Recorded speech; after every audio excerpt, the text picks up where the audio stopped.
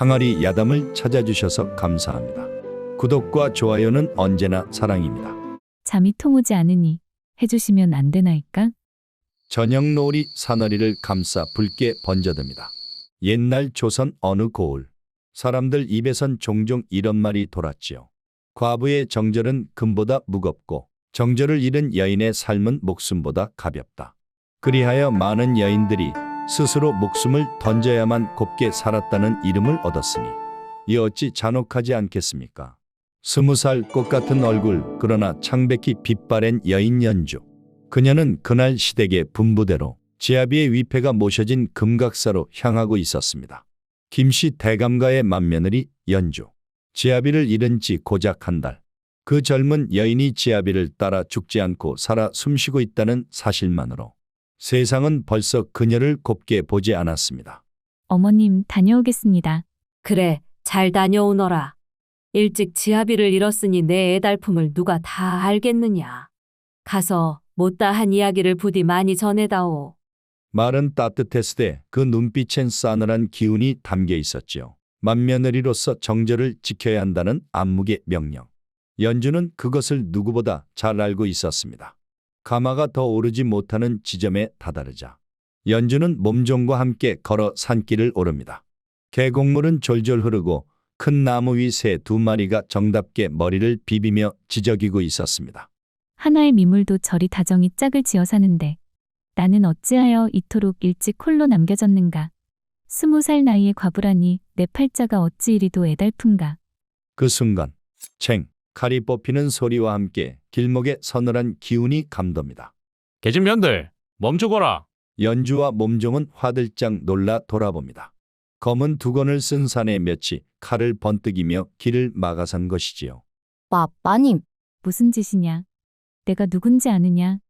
나는 영의정 김대감의 맏며느리다. 감히 길을 막다니 목숨이 아깝거든 썩 물러서거라. 무례배는 비웃으며 칼끝을 번뜩입니다. 허허, 내가 누구의 며느리든 무슨 상관이더냐. 곧 지아비 따라 죽으려니.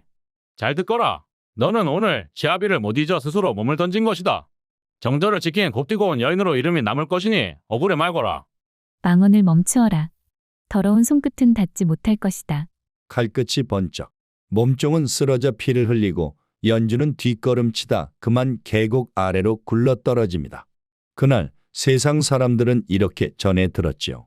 맏며느리 연주는 지아비를 못 잊어 정절을 지키려 계곡에 몸을 던졌다. 허나 그건 꾸며낸 이야기일 뿐이었습니다.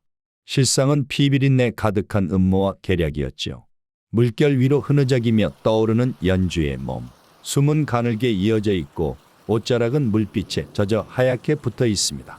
그때 산길을 지나던 한 사내가 그녀를 발견합니다. 여보시오. 정신을 차리시오. 그는 몸을 늘어뜨린 연주를 흔들어 깨워보고 반응이 없자 그녀의 입술 가까이 얼굴을 갖다 대고는 아직 숨이 붙어 있다. 그의 이름은 유석. 떠돌며 병든 이들을 돌보던 의원 출신의 사내였습니다.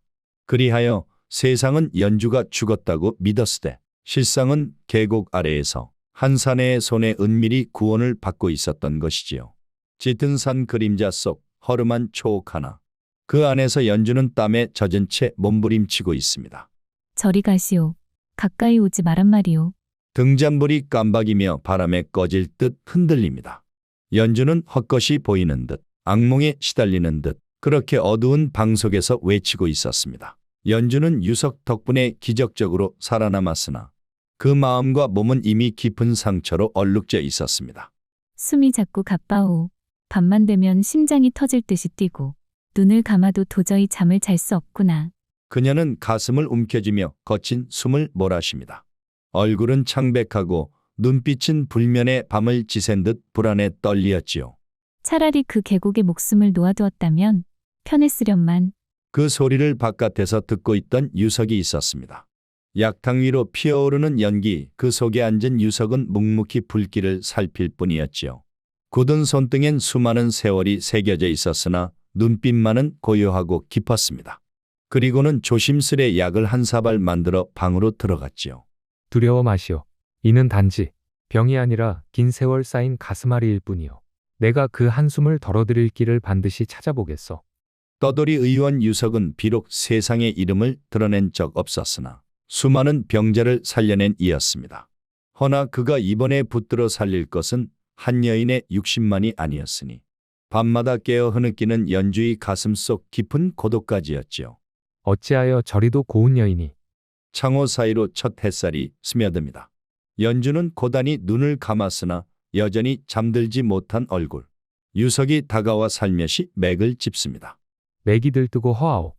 마음이 불안하니 잠을 이루지 못하고 가슴속 불길이 점점 더 치솟는 것이지요. 내 이 목숨 차라리 끝나는 게 나았을지도 모르겠소이다. 허나 의원 나으리께서 붙들어 놓으시니 오히려 더 괴롭사옵니다. 살아도 산 것처럼 살 수 없는 이 몸은 이제 어찌하면 좋으리까. 유석은 그런 연주를 바라보며 말하였습니다. 삶이 괴롭다 하여 죽음이 달콤한 것은 아니오. 그대의 숨이 아직 이어진 것은 아직 다하지 못한 연이 남았다는 증거일 터. 죽어도 좋았을 그런 목숨은 없어. 그 말은 마치 묵직한 바위처럼 연주의 가슴에 와 닿았습니다. 남편을 잃은 후 세상은 그녀에게 정절의 이름만을 강요했으나 정작 그 고통을 헤아려 준 이는 이 떠돌이 의원 유석 단 한 사람뿐이었습니다. 연주를 구해준 유석은 힘들어하는 그녀를 지켜보는 것이 갈수록 마음이 아팠습니다. 유석은 연주가 내내 방 안에만 머무르는 것이 마음에 걸렸지요. 그리하여 어느 날 그는 허름한 찻상을 꺼내어 산에서 따온 들꽃 몇 송이를 얹었습니다. 아씨, 약방에만 앉아 계시면 병이 더 깊어지오. 오늘은 약차가 아닌 꽃차를 드셔보시겠어? 연주는 처음엔 무심히 고개를 돌렸으나 작은 찻잔 속 노란 꽃잎이 동그랗게 피어오르는 것을 보고 잠시 눈길을 멈춥니다. 꽃으로 차를 다린단 말씀이요? 그렇지요. 들에 피어난 것은 모두 약이 되기도 하고 때로는 웃음이 되기도 하지요. 연주는 잔을 두 손으로 감싸 쥐고 조심스럽게 한 모금 머금습니다. 그 향긋한 맛에 입가가 아주 잠시 미소를 머뭅니다. 남편을 잃고 난 후 연주의 얼굴은 눈물과 근심으로 굳어 있었지요. 허나 의원 유석은 날마다 작은 기쁨을 빚어내어 그 굳은 입술 끝을 풀어내려 애썼습니다. 연주가 혼자 앉아 다시 눈시울을 붉힐 즈음 유석은 어린 아이처럼 나무를 깎아 만든 작은 피리를 내밀었습니다. 아씨, 잠 못 드실 적마다 바람 소리만 듣지 마시고 이 소리로 마음을 달래보시지요. 허술하나 제 손으로 빚은 것이니 부디 거절 마시길. 연주는 잠시 망설이다가 피리를 받아 들어봅니다. 입술을 대자 가느다란 바람 소리가 새어나옵니다.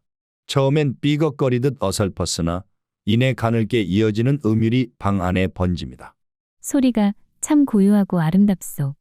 마치 내 한숨이 노래로 바뀐 듯하여 마음이 잠시 편안해집니다. 그날 밤 연주는 처음으로 눈물을 머금은 채 쓰디쓴 울음이 아닌 잔잔한 웃음을 지어 보였답니다. 그 웃음을 지켜본 유석의 가슴은 뭉클이 저려왔지요. 며칠 뒤 유석은 연주에게 산마루로 나가서 새벽에 노를 함께 보자 청하였습니다. 연주는 여전히 망설였으나 그의 따뜻한 눈빛에 이끌려 발걸음을 옮겼습니다. 노을빛에 물든 산자락을 바라보던 연주가 그만 눈물을 흘렸지요. 저 붉은 하늘빛이 지아비의 홍 같아 서글픕니다. 허나 아씨, 붉은 노을은 이내 사라지고 곧 새벽이 밝아오는 법이요. 눈물 뒤엔 반드시 빛이 다시 스며들지요. 그대가 오늘 미소 지은 것만으로도 세상은 이미 조금 따뜻해진 게 아니겠소. 그 말에 연주는 고개를 숙였고 눈물 속에 희미한 웃음을 머금었습니다. 그 웃음을 보기 위해 유석은 날마다 산을 오르고 꽃을 꺾고 불을 지피며 한 여인의 꺼져가는 마음에 다시 불씨를 살려주려 했던 것이지요. 등잔불이 사그라지고 바깥은 벌레 소리로 가득합니다. 연주는 한참을 누웠다가도 도무지 잠이 오지 않아 몸을 뒤척입니다. 이렇게 눈을 감아도 들리는 것은 지아비의 기침소리뿐. 허나 그 숨결마저 이제는 사라져버렸구나. 내 한 몸 대체 무엇에 기대어 살아야 한단 말인가. 눈가에 눈물이 다시 맺히려는 순간 문 밖에서 조심스러운 발자국 소리가 다가옵니다. 등불이 아직 꺼지지 않았군요. 혹 또 잠을 이루지 못하시는 겁니까? 연주는 잠시 침묵하다 고개를 끄덕입니다. 허나 의원 나으리 어찌 이리 늦은 시각에. 내 마음이 편치 않아 혹시 또 눈물 짓고 계실까 발걸음을 멈출 수가 없었습니다. 유석은 작은 향압을 열어 은은한 약초 향을 피웁니다. 이 향은 불면을 달래는 약초와 꽃을 섞은 것입니다. 허나 약이란 것도 마음이 따라주어야 듣는 법이지요. 아씨, 오늘은 울음을 삼키지 말고 내 앞에서 다 토해내시지요. 연주는 잠시 눈길을 떨구다 그 말에 무너진 듯 눈물을 쏟습니다. 저는 그저 정절을 지켜야 한다는 무거운 이름 아래 짓눌려 살 뿐입니다. 웃어도 울어도 누구 하나 나를 있는 그대로 보아주질 않으니 지아비는 보고 싶고 저를 죽이려는 사람들이 또 언제 올까 두렵고 어찌 살아야 할지 참. 그동안 밤마다 홀로 꺼내지 못했던 말들이, 설명하지 못했던 자신의 사연이 유석 앞에서는 끊임없는 눈물과 함께 터져 나왔습니다. 의원은 묵묵히 그 곁에 앉아 그 눈물마저 안타까운 듯 지켜보았지요. 그리고는 흐느끼는 그녀의 갸냘픈 어깨와 등을 따뜻하게 쓰다듬어 줄 뿐이었습니다. 동이 트기 전 유석은 연주에게 따뜻한 물을 건넵니다. 아씨, 눈물이야말로 가장 오래된 약이라 하오. 오늘 흘리신 눈물만큼 내일은 가슴이 조금은 가벼워지실 겁니다. 연주는 젖은 눈가를 닦으며 희미하게 웃음을 머뭅니다. 나으리 덕에 오늘만큼은 잠시 숨을 쉴 수 있었습니다. 정녕 고맙습니다. 그날 이후로 연주의 눈빛은 조금씩 달라졌습니다. 하루에도 몇 번 그 의원의 발걸음이 들릴까 귀 기울이게 되었고, 저작거리의 소란보다 유석의 낮은 목소리가 마음을 더 흔들어 놓았지요. 이 마음은 은혜일까 연모일까. 의원 나으리는 내 병을 고치려 하는 것뿐이련만 내 가슴은 자꾸만 그를 향해 흔들리고 있구나. 은혜로 핀 마음이 연심으로 번져갈 때 여인의 운명은 이미 다른 길목에 접어든 것이었습니다. 허나 이 길 끝에 무엇이 기다리는지 아직은 달빛조차 알지 못했지요. 아씨의 기분이 조금은 나아지셨으니 오늘은 바람도 쐬시고 사람들 구경도 하시는 것이 어떻게 싸웁니까? 강가에 들러 엿이라도 하나 드신다면 소인 또한 더 없는 기쁨이옵니다. 세상 사람들의 눈길이 두렵사오나 의원님이 곁에 있으니 오늘은 마음이 놓이는 듯하옵니다. 의원님의 뜻을 조차 저도 사람 구경을 하고 싶사옵니다. 그리하여 두 사람은 장터에 발을 들였습니다. 연주는 그토록 무겁던 가슴을 잠시 내려두고 아이처럼 두리번거리며 상전들을 살폈습니다. 연주는 붉은 천을 손끝으로 쓰다듬으며 미소 짓습니다. 이 고운 빛깔의 치맛감을 젊은 날에 입었더라면 더 빛났을 것이온데. 마님께서는 지금 이 순간에도 꽃과 같으시옵니다. 낡은 옷이라 하여도 마님이 걸치시면 봄날의 비단처럼 찬란하옵니다. 그 말에 연주의 입술이 살짝 풀리며 모처럼 소리 내어 웃음이 터졌습니다. 그 웃음은 메마른 샘에서 솟아오르는 첫 물과 같아 유석의 가슴에도 따뜻이 스며들었지요.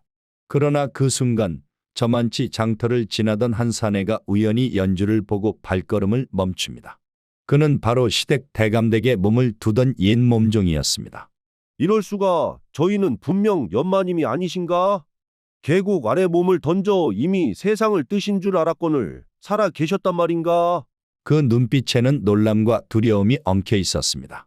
죽었다던 마님이 장터 한복판에서 웃고 계시니 이 사실을 대감께 고하면 은전을 쥘 수 있으리라 벌써 그의 마음은 술렁이기 시작하였지요. 연주는 손에 엿을 들고 유석과 나란히 걸으며 미소 짓습니다. 이리도 떠들썩한 소리 속에 있으니 오랜만에 내가 참으로 살아있음이 느껴지옵니다. 유석 다 그대 덕분이옵니다. 마님께서 웃으시는 것만으로도 소인에겐 더 없는 보람이옵니다.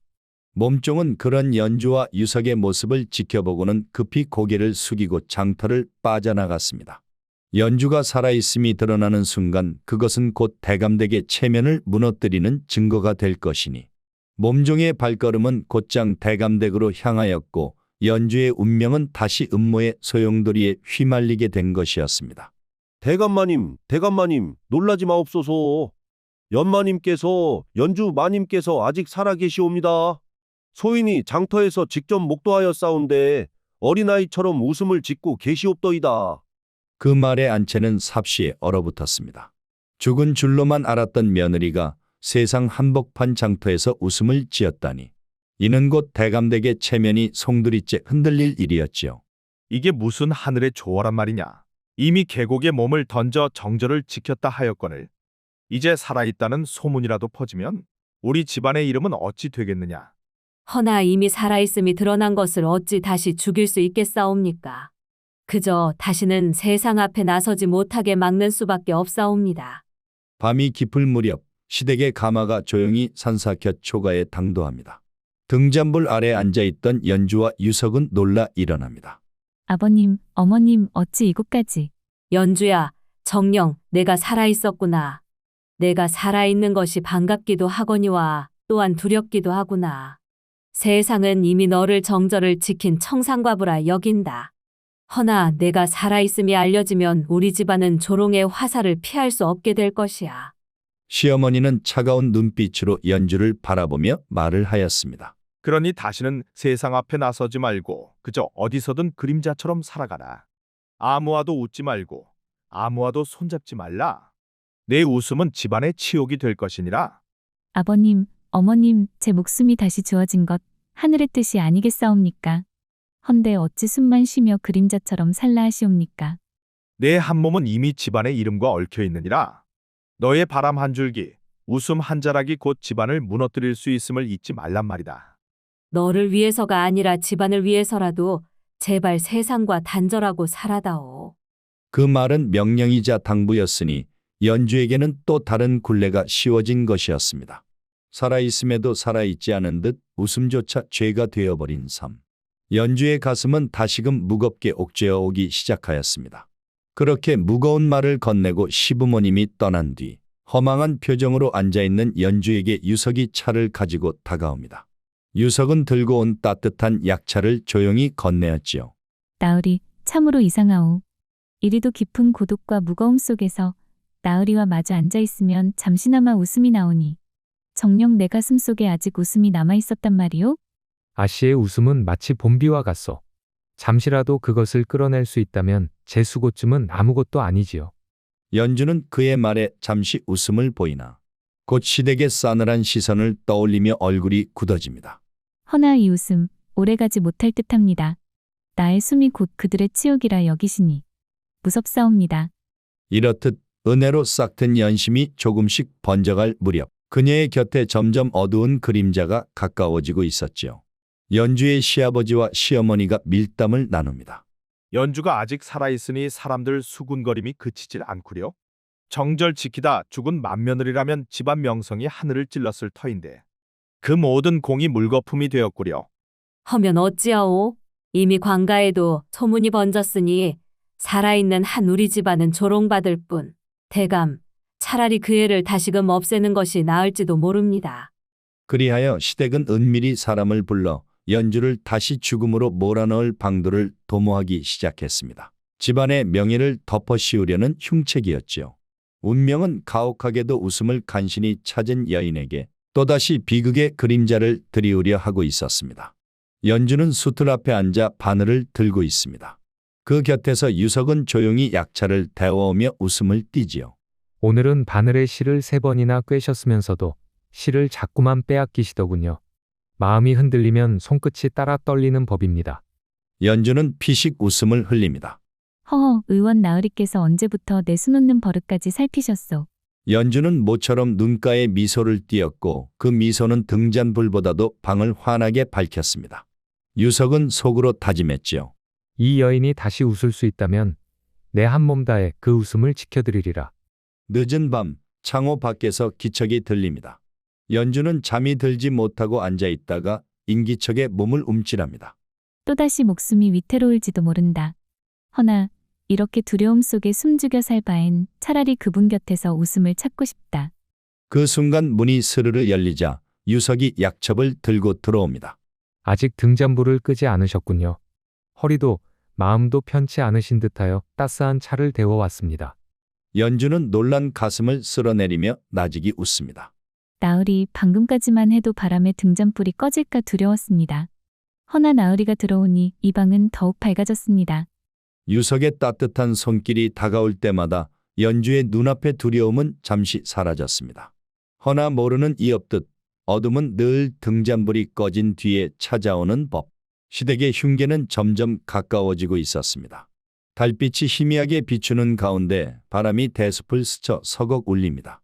멀리 개 짖는 소리가 들리다 잠잠해지고 어둠 속 그림자 하나가 연주의 별채 곁을 기웃거립니다. 시댁에서 불러들인 사내가 드디어 별채 곁에 다다랐습니다. 겉으론 품팔이꾼이었으되 손에 감춘 것은 칼. 눈빛은 이미 한 여인의 숨을 끊으려는 냉혹한 것이었지요.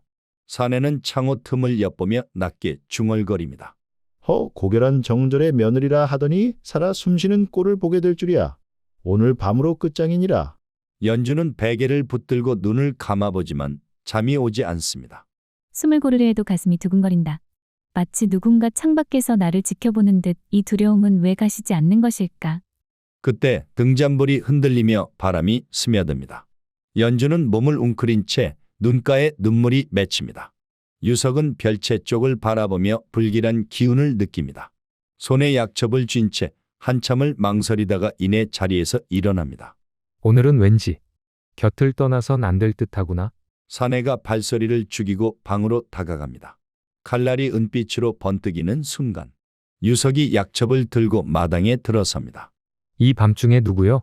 사내는 당황한 기색을 감추려 웃으며 말합니다. 별채의 기와가 기울었다 하여 살펴보러 왔을 뿐이요. 허나 기와를 고치려 칼을 들고 다니는 이가 어디 있단 말이오. 내 눈엔 차라리 살기를 감춘 손으로만 보이오. 문간의 대화 소리에 연주는 자리에서 벌떡 일어나 창호에 귀를 대고 있습니다. 눈빛이 두려움과 떨림으로 가득 차 있습니다.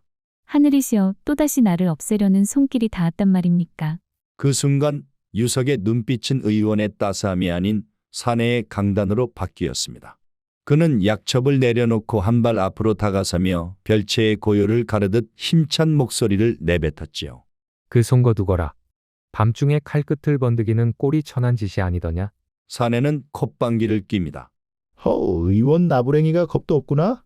내 놈이 무얼 할 수 있단 말이냐. 그러자 유석이 한 발 앞으로 나섰습니다. 그의 눈빛은 흔들림 없었고 목소리는 낮지만 묵직했습니다. 내가 누구인지 모르고 덤비는 모양이구나. 이 몸은 고을 원님의 집안 내이다. 원님 댁 상자부터 부인의 잔병까지 내 손길 거치지 않은 이가 없지. 나를 해코지한다는 건 곧 원님의 목숨줄을 건드리는 일이다. 그리되면 내 목숨은 물론 내 패거리 지방까지 화를 면치 못하리라. 그 한마디에 사내의 소나기가 덜컥 풀렸습니다. 의원이란 말에 비웃던 그도 원님의 내이라는 말 앞에 얼굴빛이 확 바래버린 것이지요. 관아의 기운이 미치지 않는 곳은 없고 원님의 곁을 지키는 의원에게 해코지를 한다는 건 곧 자기 패를 통째로 화로 몰아넣는 것이나 마찬가지였으니 사내는 한 발 뒤로 물러서며 이를 갈았습니다.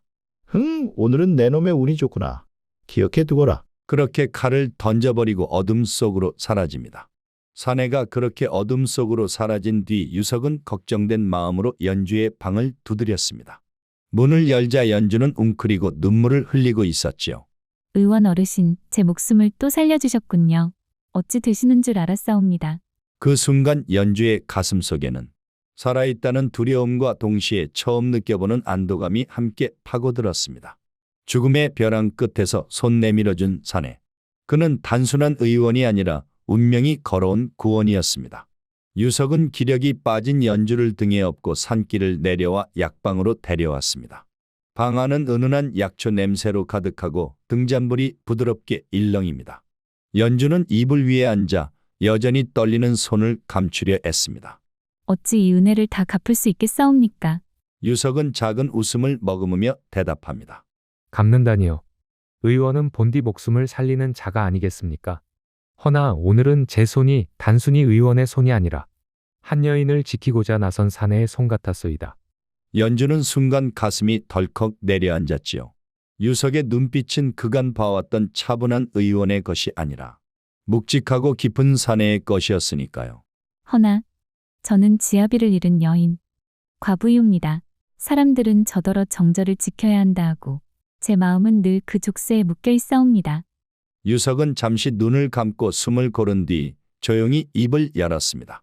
허나 정절이란 것도 결국은 사람의 입에서 나온 허울 아닙니까? 그대의 지아비가 살아있다면 과연 그대가 울음에 젖은 채 죽어가기를 바랐겠어?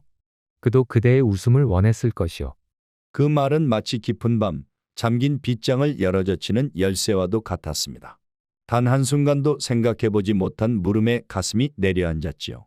연주는 얼굴을 붉히며 시선을 피합니다. 그때 유석의 그녀의 손등에 자신의 손을 얹습니다. 이 손길 왜 이리 뜨거운가? 여인으로서 이 사람의 곁에서 행복해지고 싶구나. 그녀의 눈가엔 눈물이 맺히지만 이번엔 슬픔의 눈물이 아니었습니다.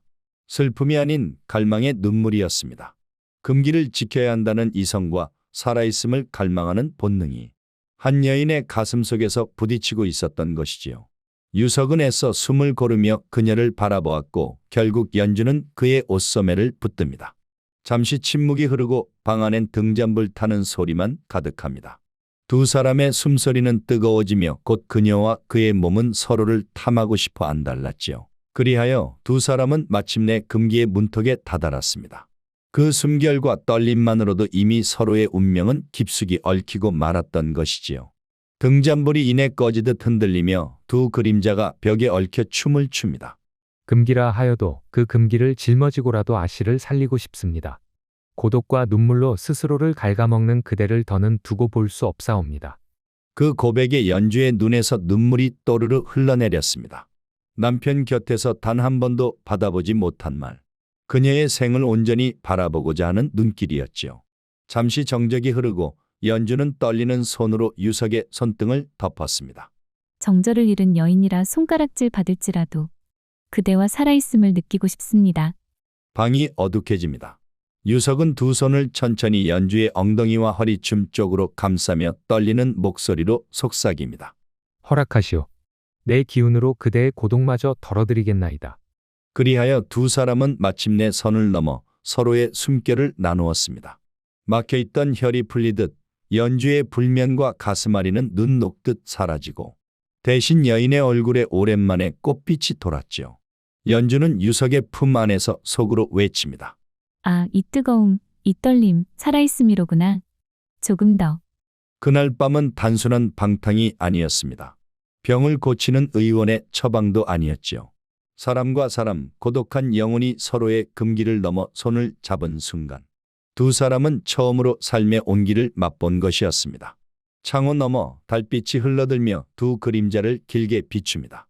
그 그림자는 더 이상 과부와 의원이 아니었고 한 남자와 한 여인, 서로의 고통을 덜어주는 연인일 뿐이었습니다. 그렇게 그 둘은 서로의 몸맛을 깨달아 버렸고 연주는 유석을 기다리며 잠 못 이룰 뿐이었지요. 연주는 살아있음을 느낄 수 있음과 동시에 문득문득 올라오는 무거운 마음 역시 느꼈지요. 허나 그 모든 것을 잊게 해주는 유석과의 뜨거운 대화. 그와 한바탕 격한 대화를 나누고 난 다음이면 꿀맛 같은 잠을 잘 수가 있었습니다. 여인이 세상과의 금기를 넘었을 때 그 기쁨 뒤엔 언제나 시샘과 비난, 불안이 따라붙는 법이지요. 어느 날 산사를 지키는 여종이 다가와 연주에게 슬며시 말을 건네었습니다. 마님, 어제 뒷마을 안악들이 수군대더이다. 마님께서 밤마다 등불을 늦게까지 켜두신다느니 의원 사내가 오간다느니 입방아에 오르내리기 시작했습니다. 그 말을 들은 연주의 얼굴이 사색으로 변합니다. 벌써 바람이 퍼진 것이더냐. 내가 지켜온 정절을 이제 와서 흙탕물 속에 던져버릴 순 없거늘. 그 시각 시댁의 하인 하나가 몰래 연주의 거처를 엿보고 있었습니다. 그는 서둘러 대감댁으로 돌아가 안방마님 앞에 무릎을 꿇고 전합니다.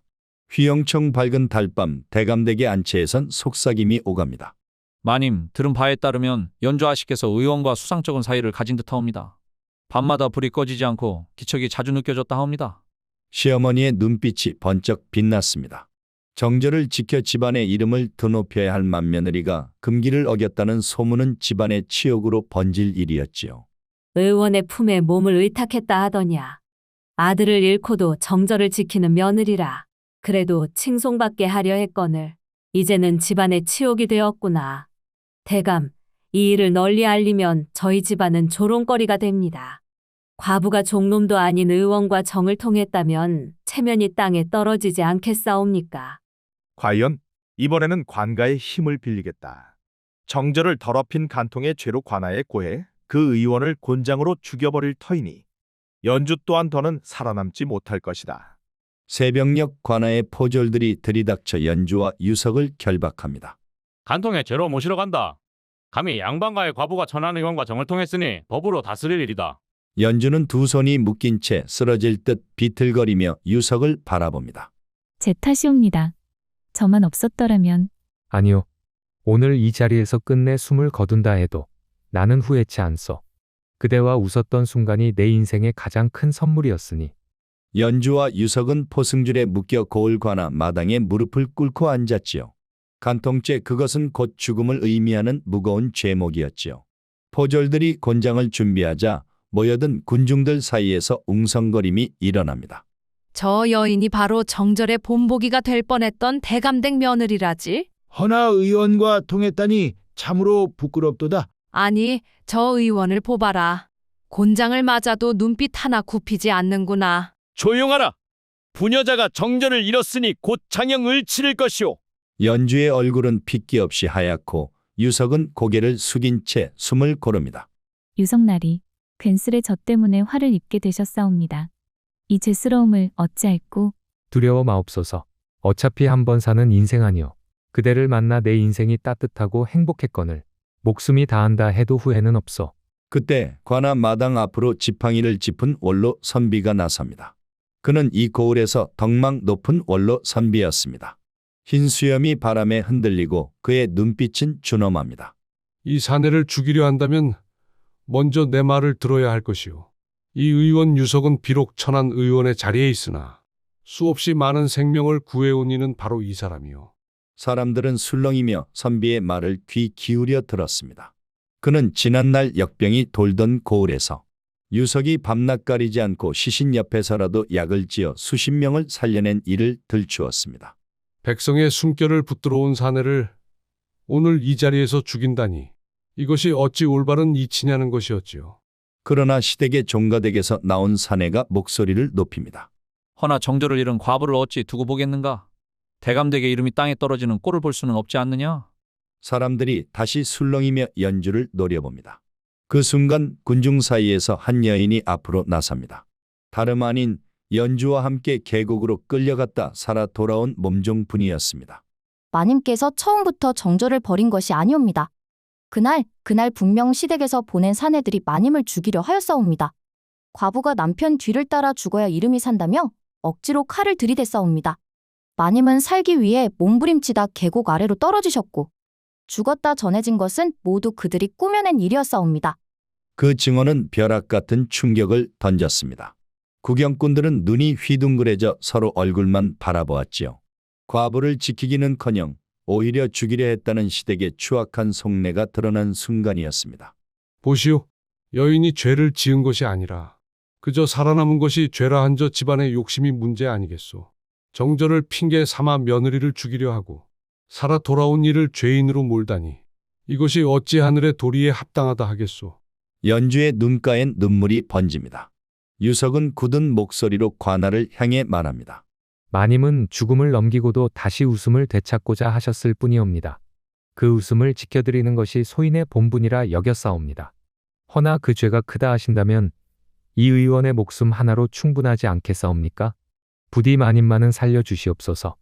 그날 관아 마당은 경랑이었습니다. 한쪽은 정절을 지켜야 한다고 소리쳤고 다른 한쪽은 살아남은 것도 하늘의 뜻이라며 눈물을 삼켰습니다. 그러나 그것보다도 중요한 것은 드러난 진실이었지요. 과부를 죽여 정절을 지키게 하려던 시댁의 음모, 그리고 수많은 백성을 살린 의원의 행적이 마침내 하늘빛 아래 밝혀진 것입니다. 이 사내와 여인을 죄인이라 부른다면 하늘이 그 죄를 먼저 꾸짖을 것이오. 그대들은 무엇을 더 보려 하오? 생명을 구한 은혜를 죄라 하고 억울하게 죽이려 한 자들의 탐욕을 눈감으려 하오? 현감은 부채를 접으며 한참이나 침묵합니다. 주변의 수군거림, 원로 선비의 준엄한 눈빛, 그리고 울먹이는 연주의 목소리가 그를 압도합니다. 연주와 유석 두 사람은 간통죄에서 벗어나도 무방하다. 백성의 목숨을 살린 이의 공덕과 정절을 핑계로 며느리를 죽이려 한 그 집안의 죄가 더 크니라. 그 판결은 마치 벼락 같았습니다. 군중은 웅성이며 탄성을 질렀고 연주는 눈물을 흘리며 고개를 숙였습니다. 그토록 억눌려왔던 한이 풀리는 순간이었지요. 연주와 유석은 군중 속에서 서로를 지켜보며 겨우 목숨을 건져냈습니다. 헌데 그 판결이 내려진 뒤 시댁은 충격과 치욕에 휩싸였습니다. 시댁은 원래 정절을 핑계로 연주를 죽이려 했지요. 허나 진실이 드러나자 오히려 대감 집안은 탐욕과 위선으로 손가락질을 받게 되었습니다. 그 권세 많던 집안은 벼슬길에서 밀려났고 한동안 사람들 입에 오르내리며 몰락해 갔습니다. 결국 시댁 부모도 관아 앞에 무릎 꿇고 연주에게 더 이상 손을 대지 않겠노라 맹세할 수밖에 없었지요. 세월이 조금 흐른 뒤 연주와 유석은 고을을 떠나 조용한 시골에 작은 집을 짓고 살게 되었습니다. 비록 세상 앞에 당당히 부부라 부르진 못했으되 이제는 목숨을 위협받지 않고 밤이면 별빛 아래 서로의 숨을 나눌 수 있었지요. 사람들은 여전히 뒷말을 흘렸으나 둘의 인연을 끊어낼 힘은 어디에도 남아있지 않았습니다. 하늘도 사람도 이제는 두 사람을 갈라놓을 수 없었으니 그 사랑은 비로소 허락받은 셈이었습니다. 그대, 오늘은 어떤 차를 내려주면 좋겠소? 그대가 내려주신 차는 무엇이든 행복이지요. 연주는 정절이라는 이름 아래 억울하게 죽어야 할 여인이었으나 살아남아 마침내 웃음을 되찾았습니다. 유석은 금기를 넘어 한 여인의 생을 지켜낸 사내로 남았지요. 옛사람들은 말했습니다. 의리란 이름으로 생명을 죽이는 것은 참 의리가 아니며 사랑으로 서로를 살리는 것이야말로 하늘이 내린 돌이다. 연주와 유석의 이야기는 우리에게 묻습니다. 정절과 체면이 더 고귀한가? 아니면 살아내는 웃음과 따뜻한 숨결이 더 소중한가? 여러분의 생각은 어떠하신지요? 댓글로 생각을 나눠주시지요. 오늘의 항아리 야담은 여기까지입니다. 이야기가 즐거우셨다면 구독과 좋아요로 마음을 나누어 주시지요. 항아리 야담 다음에도 은밀하고 진국 같은 이야기로 다시 찾아뵙겠습니다. 좋은 하루 보내십시오. 감사합니다.